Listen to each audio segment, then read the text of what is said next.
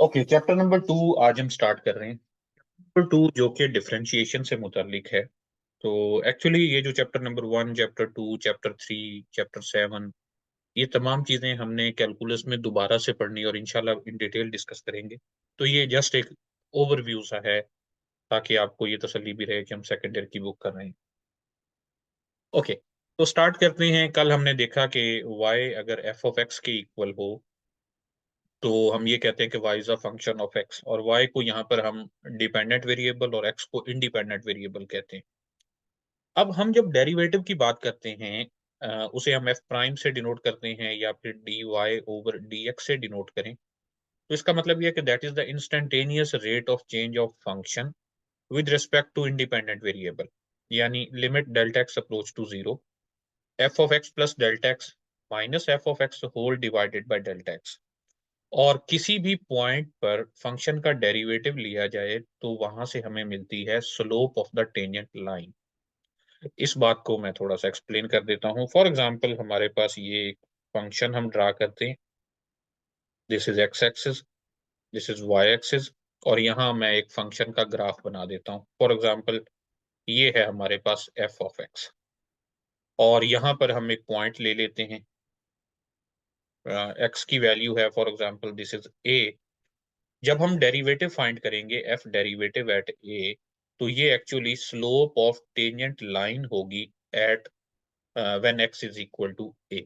Tangent line कैसे draw की जाएगी? इस पॉइंट पर ये जो लाइन है ये टेंजेंट लाइन होगी, और इस टेंजेंट लाइन की जो स्लोप है वो होगी F prime eight A.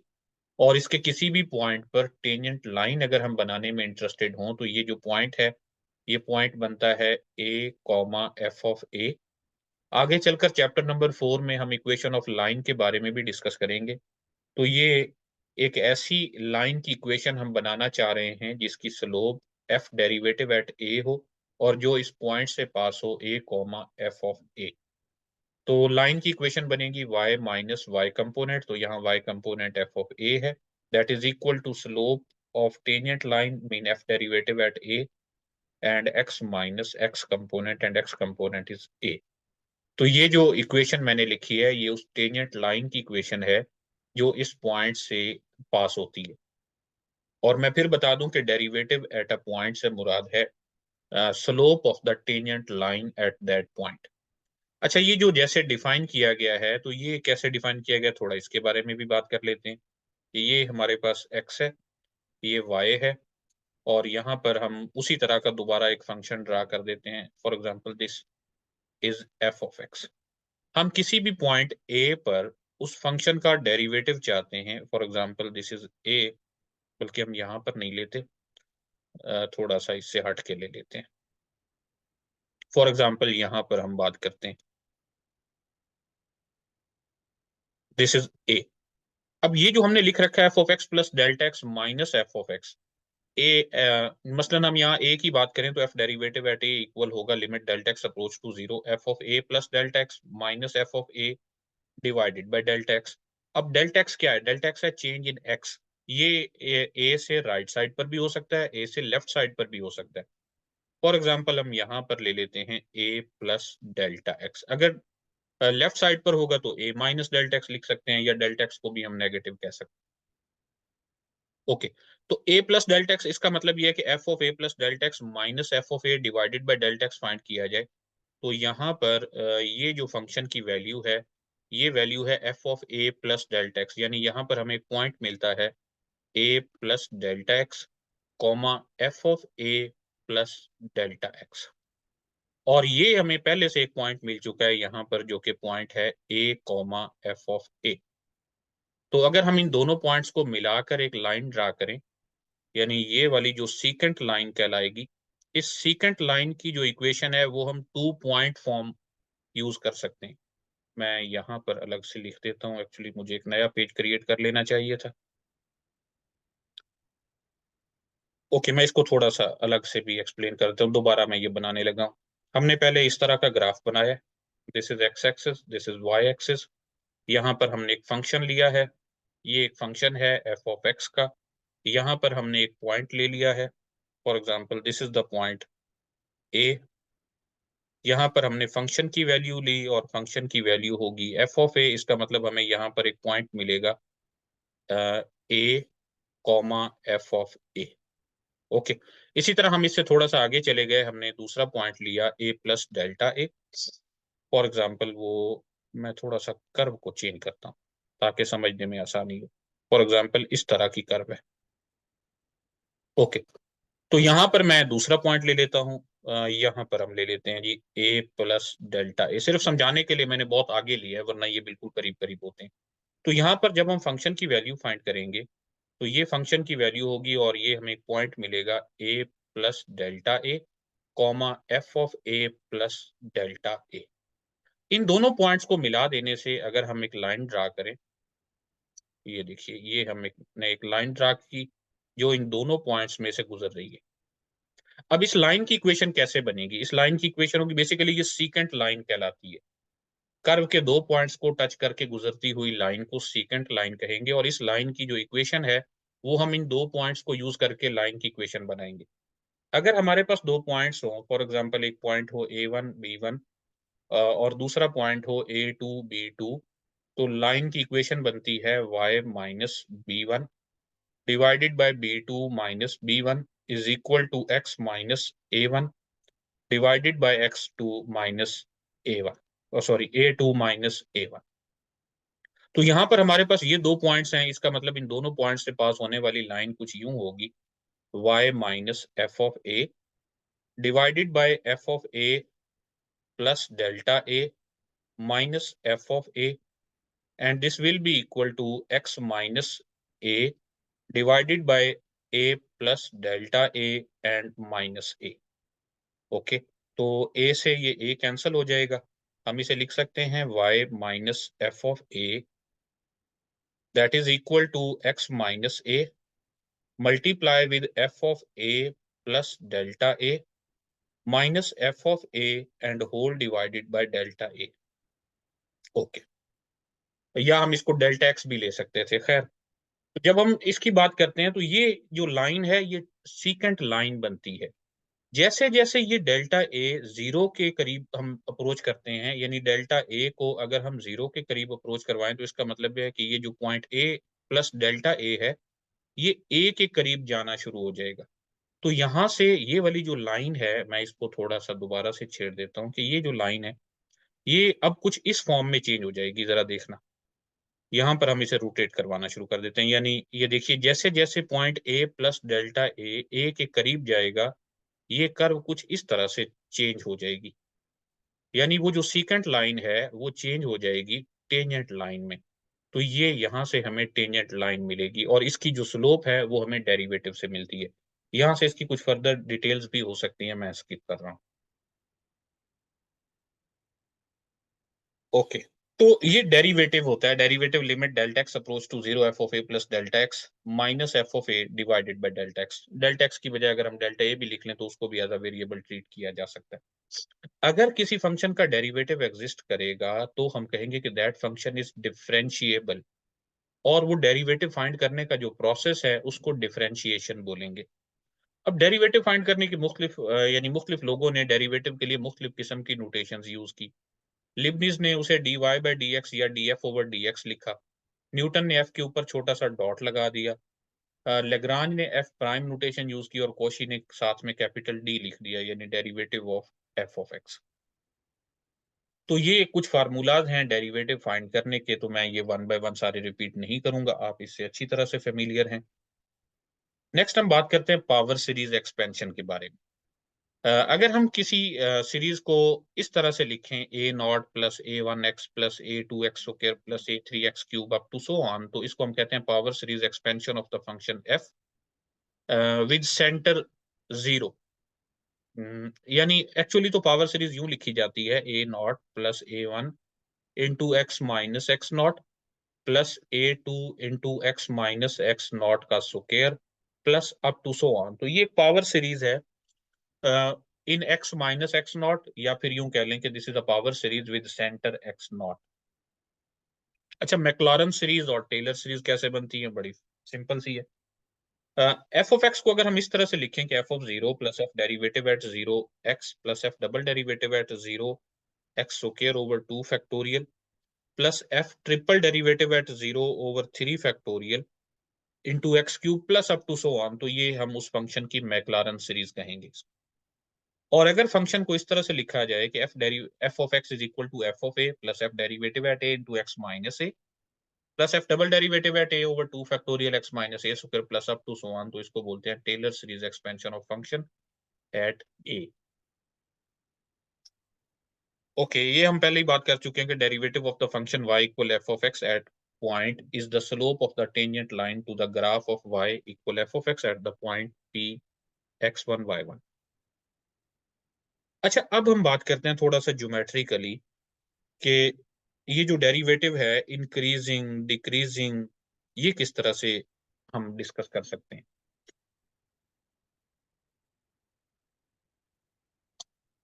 For example हमारे पास फंक्शन इस तरह का ग्राफ है, मैं पहले उसे ग्राफ से एक्सप्लेन करूंगा और फिर मैं उसकी मैथमेटिकल एक्सप्लेनेशन की तरफ आता हूँ कि ये हमारे पास एक्स एक्सिस और वाई एक्सिस है। यहाँ पर हम एक फंक्शन ड्रा कर लेते हैं। फॉर एग्जाम्पल फंक्शन कुछ इस तरह का है।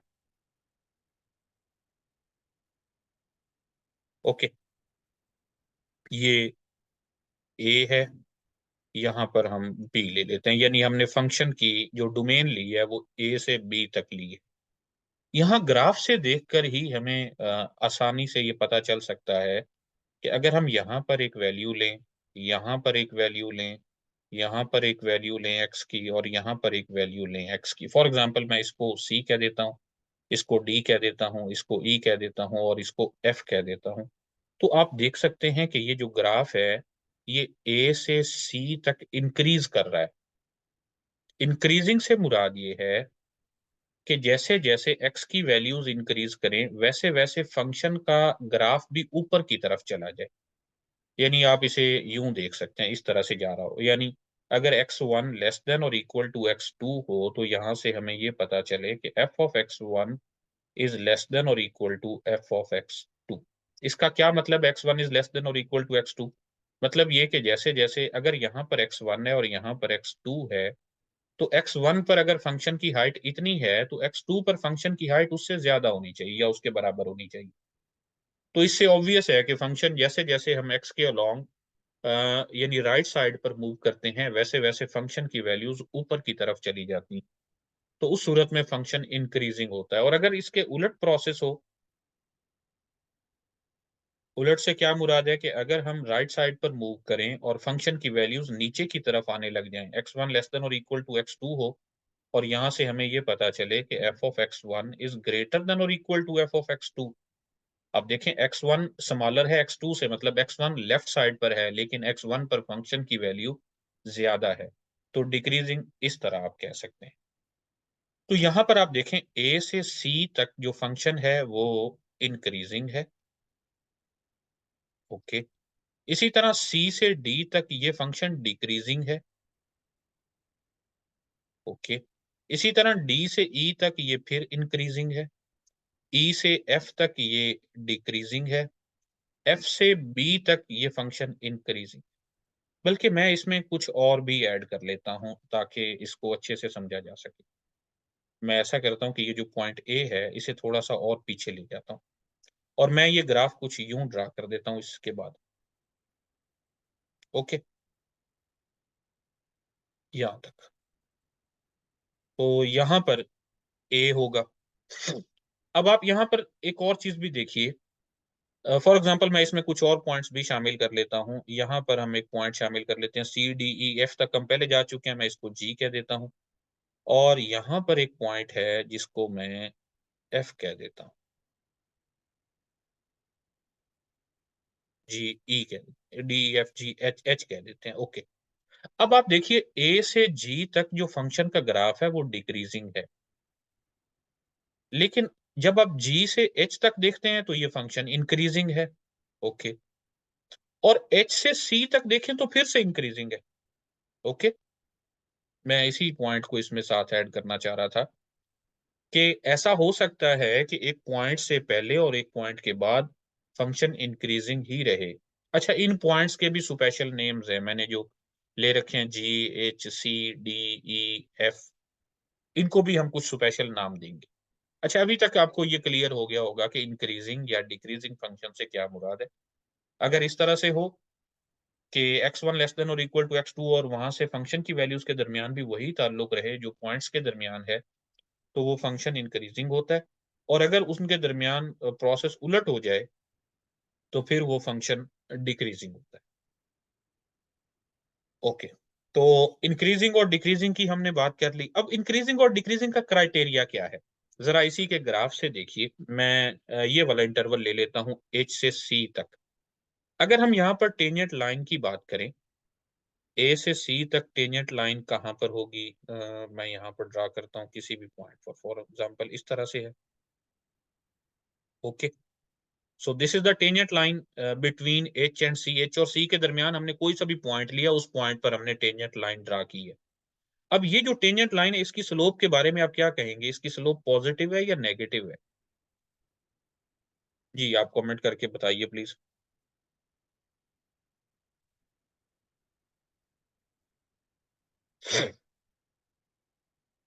क्या ये स्लोप पॉजिटिव है? इस लाइन की स्लोप पॉजिटिव है या नेगेटिव है?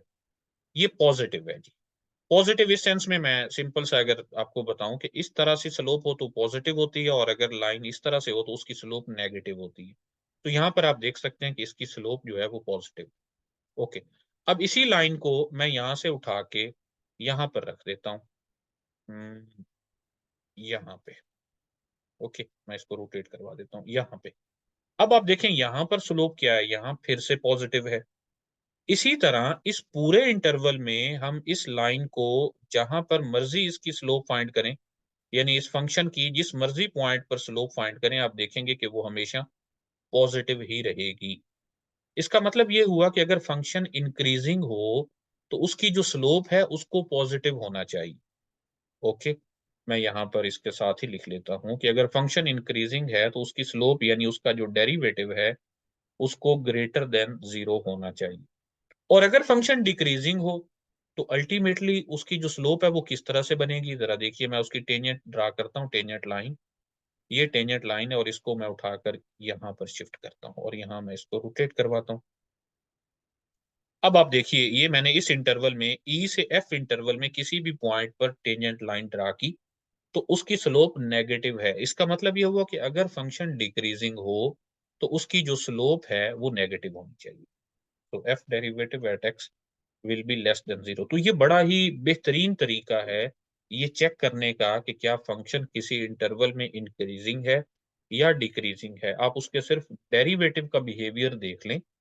अगर डेरिवेटिव पॉजिटिव है तो वो फंक्शन उस इंटरवल में इंक्रीजिंग होगा, अगर डेरिवेटिव नेगेटिव है तो वो फंक्शन उस इंटरवल में डिक्रीजिंग। ओके, हमने पॉइंट नंबर 9 और पॉइंट नंबर 10 को डिस्कस कर लिया। अब बात करते हैं पॉइंट नंबर 11। देखिए क्या कहा गया कि रिलेटिव मैक्सिमा और रिलेटिव मिनिमा से क्या मुराद है। हमने अभी तक मैक्सिमम या मिनिमम के बारे में बात नहीं की।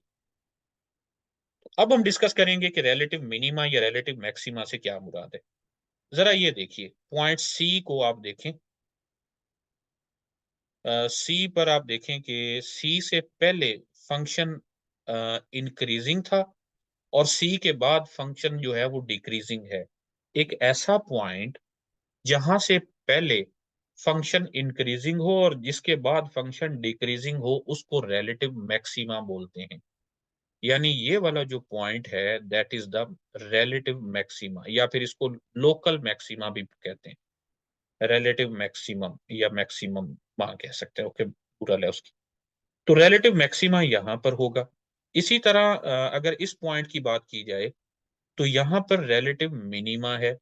इस पॉइंट की बात की जाए तो यहाँ पर रिलेटिव मैक्सिमा है, यहाँ पर रिलेटिव मिनिमा है, यहाँ पर रिलेटिव मैक्सिमा है, यहाँ पर रिलेटिव मिनिमा है। ओके, यानी हम किस तरह से डिफाइन, एक और तरह से भी हम इसको डिफाइन कर सकते हैं कि f हैज रिलेटिव मैक्सिमा या f has relative maximum at c if f of x is great, या यूं कह लें कि f of x is less than और equal to f of c for all x belong to the open interval c minus delta to c plus delta. इसका क्या मतलब है? देखिए, रिलेटिव की बात की जा रही है, इसका मतलब यह है कि उसके नेबरहुड की बात भी की जाएगी। तो यहाँ इसका मतलब ये है कि सी के गिर्द हम एक ऐसा नेबरहुड बना लें कि उस नेबरहुड में आप कोई भी फंक्शन की वैल्यू लें, किसी भी पॉइंट पर फंक्शन की वैल्यू लें, तो उस पॉइंट पर फंक्शन की वैल्यू सी पर फंक्शन की वैल्यू से लेस या उसके इक्वल हो। For example this is x, तो एफ ऑफ एक्स और एफ ऑफ सी के दरमियान आप रिलेशन देख सकते हैं कि f of c is greater than और equal to f of x. यानी नेबरहुड के तमाम वैल्यूज पर अगर फंक्शन की वैल्यूज कम रहें, तो जो एफ ऑफ सी है वो उसकी मैक्सिमम वैल्यू होगी, या फिर हम ये कहेंगे कि f has relative maximum at c when x is c। इसी तरह रिलेटिव मिनिमा भी डिफाइन किए जाते हैं। अच्छा, ये तो थे रिलेटिव मैक्सिमा और रिलेटिव मिनिमा। इसी तरह ग्लोबल मैक्सिमा या ग्लोबल मिनिमा या एब्सोल्यूट मैक्सिमा या एब्सोल्यूट मिनिमा वो होते हैं पूरे इंटरवल में जो सबसे कम वैल्यू होती है, वो रिलेटिव मिनिमा होती है। और पूरे इंटरवल में फंक्शन की जो सबसे बड़ी वैल्यू होती है वो एब्सोल्यूट, सॉरी मैं पहले रिलेटिव बोल गया हूँ, एब्सोल्यूट मैक्सिमम से मुराद यह है कि पूरे इंटरवल में फंक्शन की सबसे बड़ी वैल्यू, और एब्सोल्यूट मिनिमम से मुराद है पूरे इंटरवल में फंक्शन की सबसे छोटी वैल्यू। अगर हम इसको समझ लें कि ये जो डी है, इस पर अगर ये फंक्शन की वैल्यू सबसे कम है, तो हम यहाँ पर इसको कह सकते हैं कि this is relative minima, also this is absolute minimum, ये एब्सोल्यूट मिनिमम। इसी तरह ये जो वैल्यू है, this is the relative maximum and also absolute maximum.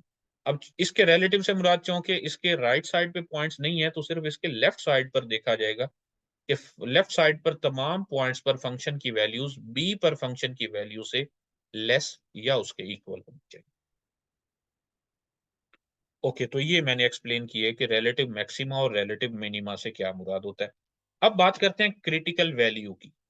Critical value क्या होती है? अगर फंक्शन का डेरिवेटिव किसी नंबर पर जीरो हो या उसका डेरिवेटिव अनडिफाइंड हो, तो वो जो एक्स की वैल्यू है उसको critical value of the function कहा जाएगा। क्या कहा मैंने? फंक्शन का डेरिवेटिव जहां पर जीरो हो या फंक्शन का डेरिवेटिव जहां पर अनडिफाइंड हो, एक्स की वो वाली वैल्यू क्रिटिकल वैल्यू कहलाएगी। और अगर हम एज अ पॉइंट उसको देखें, सी कॉमा एफ ऑफ सी, तो उसको critical point of the function कहा जाएगा। मसलन यहाँ पर यानी डेरिवेटिव के जीरो होने से मुराद यही है कि वहां पर फंक्शन की जो टेंजेंट लाइन है वो बिल्कुल पैरेलल टू एक्स एक्सिस आ जाए। यहाँ पर आप देखिए, इस टेंजेंट लाइन को आप देखें, यहाँ पर ये इस तरह से है, अभी आप यहाँ देख रहे हैं। अगर मैं इसको रोटेट करवाऊं तो ये यहाँ पर इस तरह से चलेगी, यानी इसकी टेंजेंट लाइन यूं जाएगी। और पॉइंट एफ पर आप देखें कि पॉइंट एफ के ऊपर फंक्शन की जो टेंजेंट लाइन है वो बिल्कुल पैरेलल टू एक्स एक्सिस आ जाएगी। इसका मतलब ये है कि ये जो पॉइंट एफ है, ये यहाँ पर एक क्रिटिकल वैल्यू है। इसी तरह यहाँ पर फिर वो मैक्सिमम हो रही है, यानी वो पॉजिटिव की तरफ जा रही है। इसी तरह ये जो मैंने यहाँ पर कुछ पॉइंट्स ले रखे हैं, ये सारे क्रिटिकल वैल्यूज हैं। पॉइंट जी एक क्रिटिकल वैल्यू है। पॉइंट एच जो है ये भी एक क्रिटिकल वैल्यू है। देखिए कैसे, एच पर अगर आप इसकी स्लोप देखें तो स्लोप यहाँ पर जीरो बनती है। इसको थोड़ा सा ऊपर ले जाता हूं, यहाँ पे ये देखिए जी, पॉइंट एच पर फंक्शन के जो टेंजेंट लाइन है उसकी स्लोप जीरो बन रही है, तो एच भी हमारे पास एक क्रिटिकल वैल्यू है। तो मैं यहाँ पर तमाम क्रिटिकल वैल्यूज को एक साइड पे लिख लेता हूँ। Critical values are g, h, c, d, e and f, ये सारी इसकी क्रिटिकल वैल्यूज हैं। ओके, अच्छा, यहाँ पर जितनी भी क्रिटिकल वैल्यूज मौजूद हैं वो सारी वो हैं जहां पर फंक्शन का डेरिवेटिव जीरो है। समटाइम्स ऐसा भी हो सकता है कि फंक्शन का डेरिवेटिव वहां पर अनडिफाइंड हो। ओके, अच्छा, क्रिटिकल वैल्यू या जो क्रिटिकल पॉइंट है वो स्टेशनरी पॉइंट भी हो सकता है। अभी हमने ऊपर बात की कि क्रिटिकल पॉइंट वो होते हैं जहां पर फंक्शन का डेरिवेटिव जीरो हो या फिर फंक्शन का डेरिवेटिव अनडिफाइंड हो। इनमें से वो वाले पॉइंट्स जहां पर फंक्शन का डेरिवेटिव 0 होता है उनको stationary point of the function कहा जाता है। फिर बता दूं कि स्टेशनरी और क्रिटिकल पॉइंट में क्या फर्क है। क्रिटिकल पर फंक्शन का डेरिवेटिव अनडिफाइंड भी हो सकता है, लेकिन वो पॉइंट्स जहां पर फंक्शन का डेरिवेटिव 0 हो उनको स्टेशनरी पॉइंट कहा जाता है। यानी कि जो स्टेशनरी पॉइंट हैं वो भी एक किस्म के क्रिटिकल पॉइंट्स होते हैं। ओके, लेकिन हर क्रिटिकल पॉइंट का स्टेशनरी पॉइंट होना जरूरी नहीं है। हर स्टेशनरी पॉइंट क्रिटिकल पॉइंट होगा। क्यों? क्योंकि स्टेशनरी पॉइंट पर फंक्शन का डेरिवेटिव 0 होना चाहिए, और वो पॉइंट जहां फंक्शन का डेरिवेटिव 0 हो या अनडिफाइंड हो वो क्रिटिकल पॉइंट होता है। तो इसका मतलब ये है कि हर स्टेशनरी पॉइंट भी क्रिटिकल पॉइंट होगा। अब यहाँ स्टेशनरी से मुराद आप सिर्फ ये देखिए कि फंक्शन का डेरिवेटिव 0 हो गया, इसका मतलब ये है कि जो टेंजेंट लाइन है उसकी स्लोप 0 हो गई है, tangent line parallel to x axis आ गई है, यानी उसके ग्राफ में ठहराव आ गया है। उसका ग्राफ कहीं पर यानी कि बिल्कुल वो रुक सा गया है। जैसे यहाँ पर आप देखिए, यहाँ पर मैंने जितने भी बाय चांस जितने भी ये क्रिटिकल वैल्यूज बनाई हैं ये सारे स्टेशनरी पॉइंट्स भी हैं। पॉइंट जी भी स्टेशनरी पॉइंट है, एच भी स्टेशनरी पॉइंट है, सी पर भी स्टेशनरी पॉइंट है, डी पर, ई पर और एफ पर भी। ओके, अगर मैं ग्राफ कुछ इस तरह से ड्रा करता, मसलन मैं इससे भी थोड़ा सा और पीछे ले जाता हूँ इसको, इसमें वो दूसरे पॉइंट भी हम शामिल कर लेंगे। ओके, अगर मैं इस ग्राफ को यूं ले जाऊं और यूं, तो अब आप देखिए यहां पर अगर मैं पॉइंट ले लूं ए, ये पॉइंट अगर मैं ले लूं ए, ये जी एच तक हम पहले गए हुए हैं और मैं इस पॉइंट को कह देता हूं आई। ओके, तो अब ये जो पॉइंट आई है ये भी क्रिटिकल वैल्यू तो है। ओके, क्योंकि यहाँ पर फंक्शन का डेरिवेटिव अनडिफाइंड होगा, ये एक शार्प है। ओके, और लेकिन ये जो आई है ये स्टेशनरी पॉइंट नहीं है, यानी g h c d and e and f, these are stationary points, but I is not stationary। Stationary पर क्या जरूरी है कि फंक्शन का डेरिवेटिव 0 हो। आई एक ऐसा पॉइंट है जहां पर फंक्शन का डेरिवेटिव 0 नहीं है, यहाँ एक कस्प सी आ गई है। ओके, तो अच्छा, टर्निंग पॉइंट क्या होता है? A stationary point of f is called turning point if it is either a maximum point or a minimum point। यानी एक ऐसा स्टेशनरी पॉइंट जहां पर फंक्शन का बिहेवियर जो है वो चेंज हो रहा हो। बिहेवियर से मुराद ये है कि वो मैक्सिमम से मिनिमम हो रहा हो या मिनिमम से मैक्सिमम हो रहा हो, सॉरी, इंक्रीजिंग से डिक्रीजिंग हो रहा हो या डिक्रीजिंग से इंक्रीजिंग हो रहा हो। यानी एक ऐसा पॉइंट जहां पर फंक्शन की मैक्सिमम वैल्यू मौजूद हो या फिर मिनिमम वैल्यू मौजूद हो। मसलन इन पॉइंट्स में से देखिए, यानी स्टेशनरी पॉइंट्स में से ही हमने देखने हैं कुछ ऐसे पॉइंट्स जिनको हम नाम देने जा रहे हैं टर्निंग पॉइंट्स का।